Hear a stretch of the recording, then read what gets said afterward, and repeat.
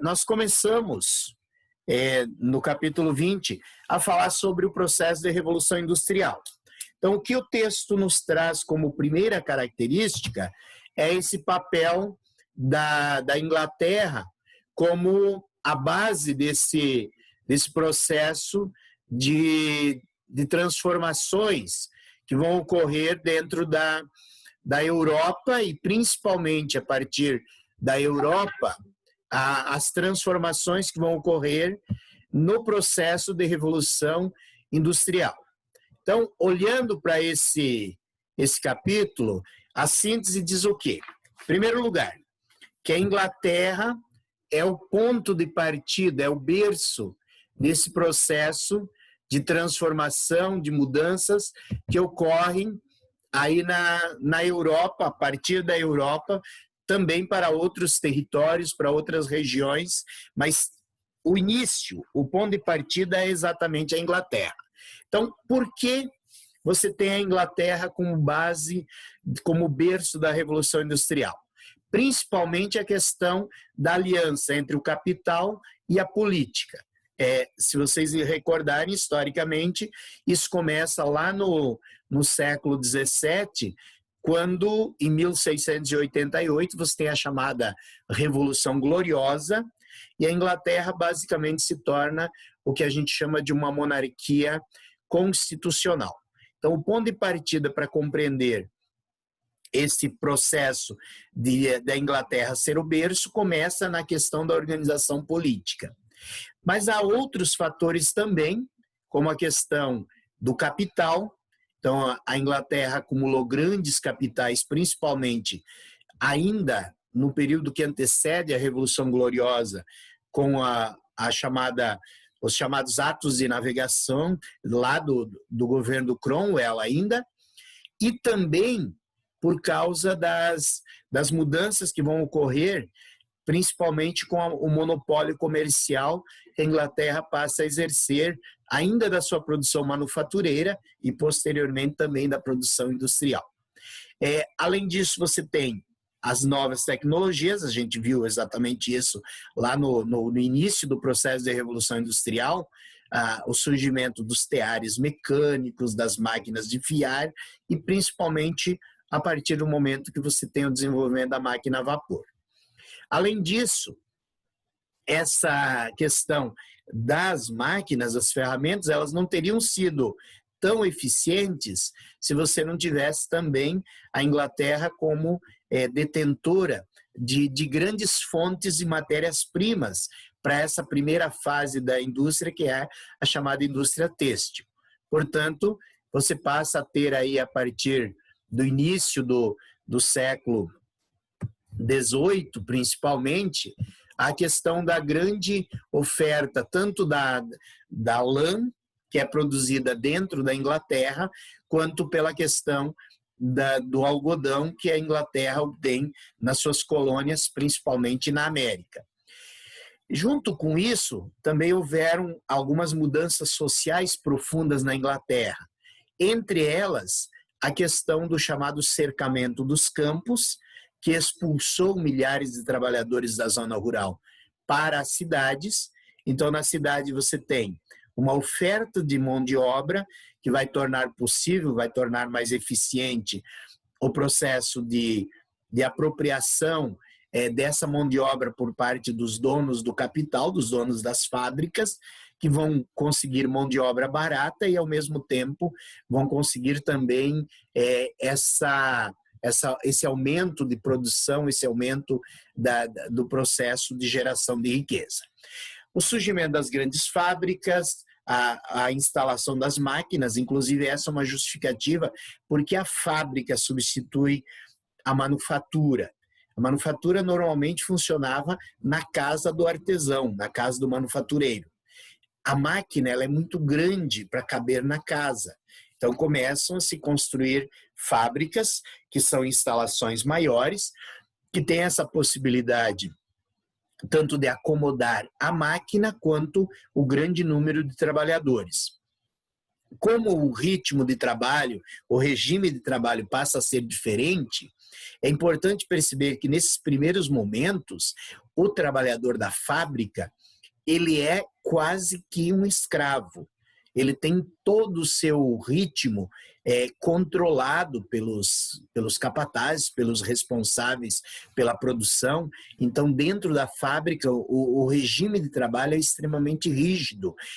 Os salários são baixos, portanto, a insatisfação ela é muito grande, tanto pela remuneração quanto pelas longas jornadas de trabalho, e isso leva a muitos movimentos de descontentamento. Daí porque essa rigidez, esse controle tão intenso sobre os trabalhadores, exatamente para evitar que eles conseguissem se organizar de uma forma a tentar combater essa exploração. Outros aspectos que também seria interessante relembrar nesse processo. Com a migração do campo para a cidade e com o crescimento das fábricas, as cidades crescem de uma forma descontrolada. E isso, estamos falando lá do século XVIII, isso num momento que você ainda não tem uma ideia de urbanismo, uma ideia de planejamento urbano. Então, o que ocorre nas cidades? Esse crescimento descontrolado ele é acompanhado de aumento de doenças, de más condições de higiene, de poluição ambiental, quer dizer, os esgotos são a céu aberto, os restos de urina, de fezes são jogados pela janela. Então, de uma maneira geral, as cidades, além de serem sujas, elas têm péssimas condições de vida para a maioria da população.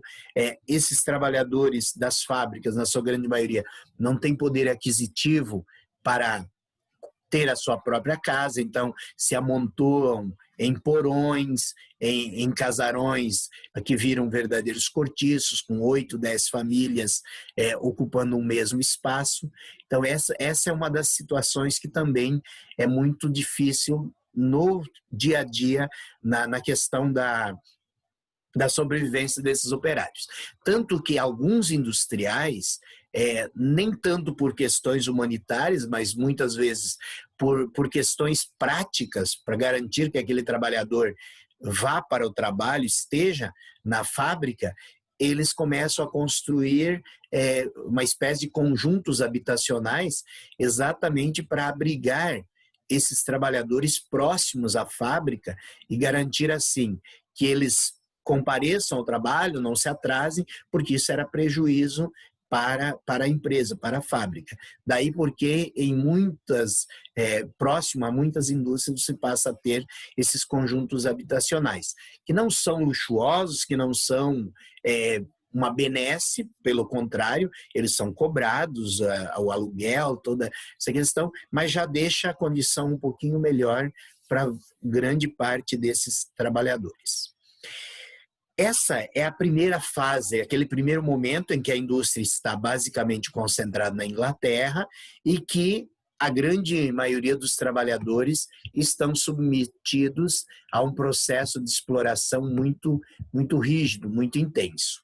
Mas com o passar do tempo e com o sucesso da Revolução na Inglaterra, outras nações também começam a investir no processo de modernização da produção das suas mercadorias. Então, aos poucos, a Revolução Industrial vai se espalhar por outras regiões da Inglaterra, principalmente em direção à França, e também, vamos dizer assim, atravessando o Atlântico, chega aos Estados Unidos e mais tarde, com o próprio patrocínio, digamos, dos Estados Unidos, que invadem o Japão e forçam a abertura do mercado japonês, o Japão também vai viver a sua era Meiji lá, que é o período de desenvolvimento industrial japonês.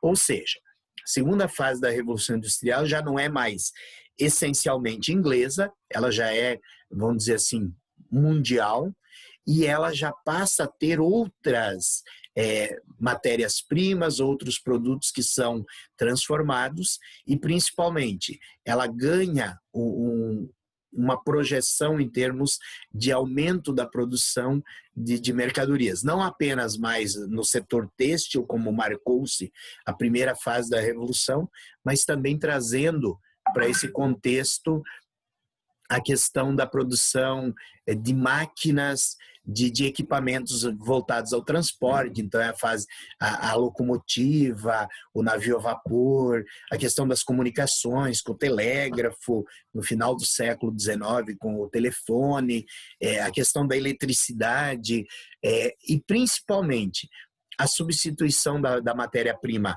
ferro pelo aço, que diminui assim de uma forma significativa o tamanho das máquinas, que o aço, por ser mais resistente, por exemplo, a caldeira podia ser menor e podia suportar uma pressão maior, ou mesmo a questão de outras máquinas de menor porte, os motores já mais eficientes. Então, tudo isso vai gerando uma transformação, uma mudança muito significativa. Tanto que aí no final do século XIX, você já tem os chamados motores de combustão interna, de combustão interna, também conhecidos como motores a explosão, né, que passam a usar o combustível derivado do petróleo, o óleo diesel, a gasolina.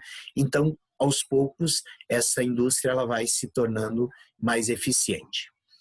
Junto com isso, nós acompanhamos que a Revolução Industrial ela é acompanhada de uma grande mudança social. Nesse aspecto da mudança social, o que predomina é principalmente a questão da construção do chamado movimento operário. O que o movimento operário busca? Ele busca basicamente melhorar a condição de vida do trabalhador. Por quê? Porque a condição de vida do trabalhador não é apenas salário, mas a questão de jornadas de trabalho que se estendiam das 5 horas da manhã às 9, 10 horas da noite, a questão de ambientes totalmente insalubres para o trabalhador, quer dizer, fábricas sujas, empoeiradas, fumacentas, escuras, tudo isso levava a uma situação de pouca sobrevivência dentro da fábrica. Quer dizer, a expectativa de vida está aí nos 35, 40, 45 anos, por aí, principalmente aqueles trabalhadores das minas de carvão, das minas de ferro, que trabalham sob um ritmo de exploração intensa e que são pessimamente remunerados.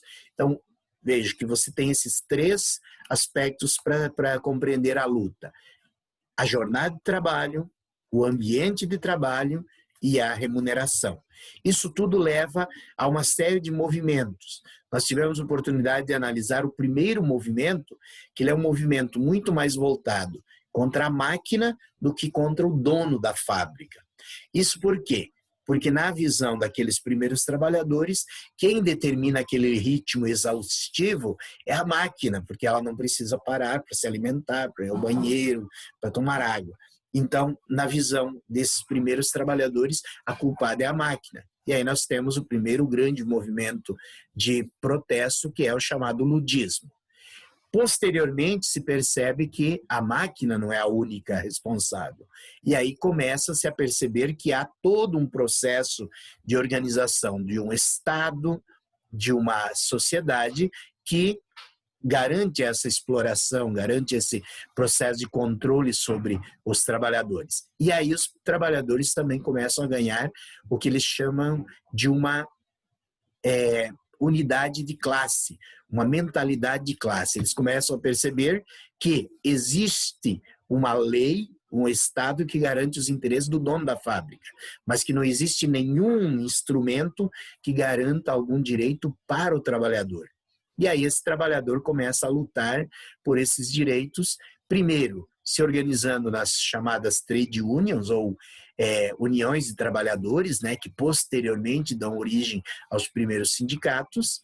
E nós temos aí o surgimento do chamado movimento cartista, que é exatamente essa tomada de consciência por parte dos trabalhadores, que as mudanças não seriam feitas pela força, pelo enfrentamento armado, quebrando máquinas, mas sim por mudanças na lei. Então, o movimento cartista, ele faz o quê? Uma série de solicitações ao parlamento no sentido de conseguir direitos de voto, no sentido de conseguir uma legislação que diminua a jornada de trabalho, que proíba trabalho de mulheres, de crianças em ambientes extremamente insalubres, como eram as minas de carvão. Então, aos poucos, começa-se a buscar uma mobilização nesse sentido. Mas os movimentos de maior impacto são o chamado movimento anarquista, que ele é um movimento que prega a destruição de um sistema vigente e a ideia de uma organização da sociedade de uma maneira mais igualitária, de uma maneira em que cada um tem a sua liberdade de estabelecer seus princípios, sua organização. E, posteriormente, os dois movimentos ligados ao socialismo. O primeiro, chamado socialismo utópico, que busca principalmente construir uma sociedade sem desigualdades, uma sociedade idealizada, e que não tem muito sucesso naquele primeiro momento, porque acaba enfrentando as desigualdades da própria sociedade, em que o industrial que tentou adotar algumas medidas que tentasse atender essas primeiras reivindicações não teve muito sucesso, porque ele competia com uma sociedade que não respeitava essa diversidade. E a segunda tentativa é exatamente o chamado socialismo utópico. O que o socialismo utópico vai pregar? Desculpa, socialismo científico. Socialismo científico, que surge ali a partir de 1848, ele já é um enfrentamento, ele é uma disputa entre dois sistemas. De um lado, o sistema capitalista, baseado na concepção da propriedade privada, que iria enfrentar um outro sistema, chamado sistema socialista, que prega a propriedade coletiva. Então, essa diferença entre o socialismo científico e o socialismo e o capitalismo, ela vai levar às várias lutas de classe que marcam principalmente a segunda metade do século XIX e as primeiras décadas do século XX, até nós termos aí a tentativa de colocar em prática. Um dos momentos é a chamada Comuna de Paris, que a gente trabalhou na aula passada, e a outra é exatamente a Revolução Russa de 1917. Esses enfrentamentos entre capital e trabalho, eles marcam o processo de consolidação da Revolução Industrial, da produção baseada na indústria. Mas o século XIX também é marcado, principalmente na Europa, por um rearranjo das forças políticas, principalmente pós fim do Império Napoleônico, lá em 1815, e início daquele processo de construção das nações que estão presentes até hoje dentro do continente europeu. Então, esses movimentos, eles são marcados, primeiro, por dois momentos de revoluções, as revoluções de 1830 e as revoluções de 1848, que são movimentos que estão baseados num tripé, no chamado nacionalismo, no chamado liberalismo e, de uma maneira mais discreta, também com a participação dos trabalhadores através do socialismo. Então, primeiro nós temos a França. A França, de 1815 a 1830, ela vive o que se chama de restauração, a volta ao poder dos Bourbons, que tinham sido depostos lá pela Revolução Francesa de 1789, mas que conseguiram retomar o poder a partir das decisões do Congresso de Viena, pós-derrota de Napoleão. Essa restauração e a tentativa de restabelecer algumas digamos, vantagens à nobreza que tinham sido tiradas tanto pela Revolução quanto pelo Napoleão Bonaparte, gera muito descontentamento dentro da sociedade francesa como um todo. Por isso, a França será berço exatamente desse movimento liberal que consegue tirar do poder o Carlos X e instala no poder o Luís Felipe de Orleans, ou o rei burguês. Só que essa tomada de poder pela burguesia não mantém toda a sociedade francesa num grau de satisfação. Por isso, em 1848, novamente nós temos movimentos revolucionários tendo seu ponto de partida na França. Agora, porém, com uma dimensão maior, com uma participação efetiva dos trabalhadores franceses, organizados em torno do chamado socialismo utópico e que tem como principal reivindicação conseguir tomar conta, digamos assim, das iniciativas do governo no sentido de possibilitar condições para que esses trabalhadores organizem as suas fábricas, as suas oficinas. Por isso, uma das concessões do governo aos socialistas é a criação das chamadas oficinas nacionais. Tudo bem que logo isso vai ser abandonado, vai gerar uma série de enfrentamentos, inclusive uma das razões da criação da Comuna de Paris lá nos anos 70. Dois outros aspectos que marcam o final do século XIX na Europa são a criação das chamadas nações italiana e alemã. A unificação italiana e a unificação alemã, elas se dão nesse processo de desenvolvimento das ideias nacionalistas e também na questão da busca por uma participação maior nessa economia liberal que está se instalando na Europa. A França e a Inglaterra estavam não apenas conquistando um grande desenvolvimento da sua economia interna com a indústria, mas estavam ampliando sua participação no mundo, conquistando territórios na África, na Ásia ou mercados na América. E França e Inglaterra ganham fortunas com essa situação. O que leva os italianos e os alemães a perceber que se eles não tiverem uma unidade política, eles não conseguem desenvolver uma economia interna que possa dar a eles também essa participação no processo de expansão, tanto da economia quanto das sociedades políticas da época. Daí porque essa luta por parte da Itália e da Alemanha para se unificar. A gente trabalhou essa unificação nas duas últimas aulas. Uma das consequências da unificação da Alemanha é exatamente a Guerra Franco-Prussiana, que acaba finalizando o processo de unificação da Alemanha, mas que toma da França territórios, a Alsácia e a Lorena, e vai criar aí já uma motivação para aquilo que depois, lá no século XX, nós vamos chamar de a Grande Guerra ou Primeira Guerra Mundial.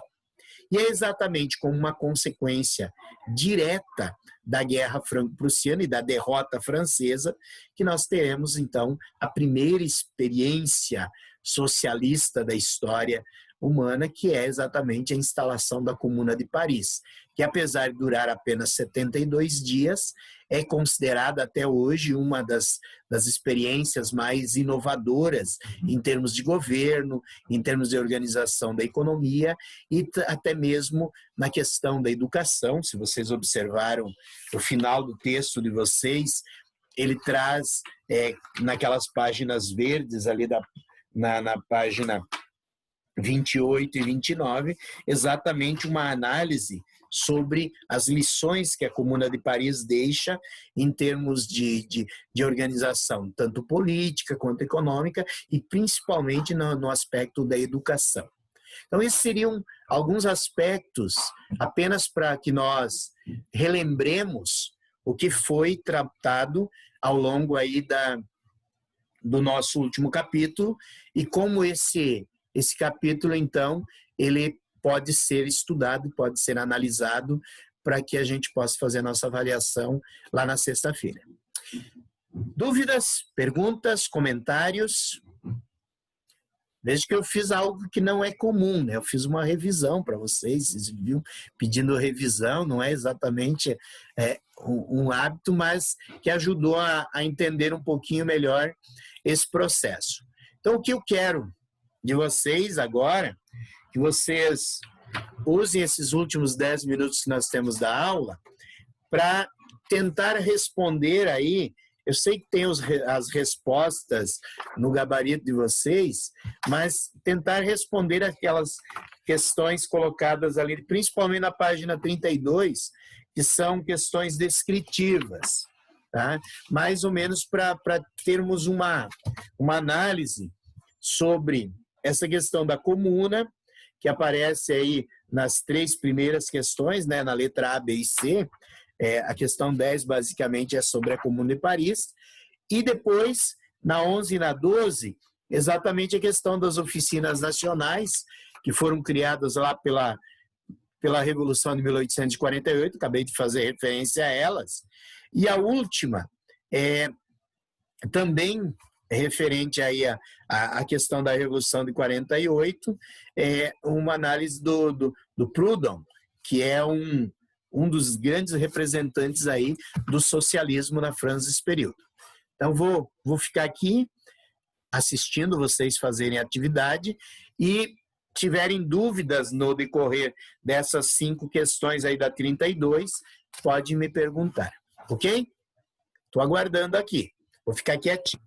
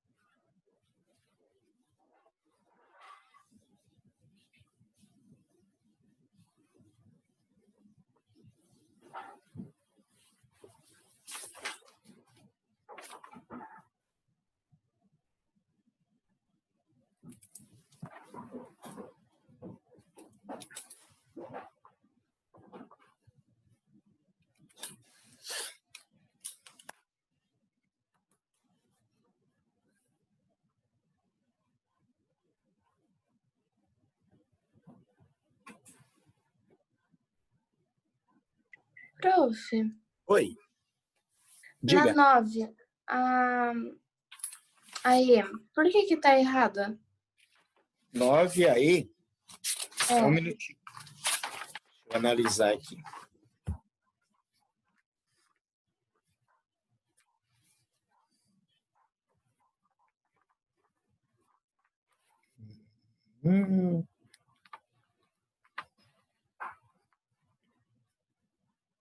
Porque ele não se autocoroou imperador. É basicamente essa a questão errada, porque realmente ele reduziu a interferência do clero, ele limitou o direito de voto à questão censitária, mas ele não se autocoroou. Ele até fez uma consulta, fez um plebiscito, mas ele, digamos, ele recebeu a coroa de outro. A diferença é essa, que o Napoleão pegou, não deixou o representante da igreja, no caso o Papa, colocar a coroa sobre sua cabeça. Ele se colocou. O Luiz Bonaparte não, ele teve toda aquela cerimônia de coroação e tal. Ok? Então seria só essa pequena diferença. entendi. Ok. Obrigada. Não por isso.